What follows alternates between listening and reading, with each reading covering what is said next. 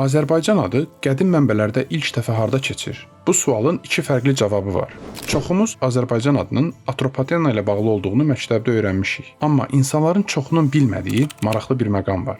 Atropatena əslində bu bölgənin qədim Yunan mənbələrindəki adıdır. Bəs bu torpaqların yerli sakinləri buranı necə adlandırırdı? Bu sualın cavabı ilk dəfə Sasani şahı 1-ci Şapurun məşhur Kəbə-i Zərdüşt kitabəsində qarşımıza çıxır. Kitabədə bölgənin adı Parf dilində Adurbadegan, Pəhləvi dilində isə Adurbayagan kimi qeyd olunub. Bunlar bugünkü Azərbaycan adına məlum olan ən qədim və ən yaxın formalardır. Bunun səbəbi də böyük ehtimalla budur ki, Atropatın öz adı Yunanların yazdığı Atropates formasından daha çox İran mənşəli Aturpat adına uyğun gəlirdi.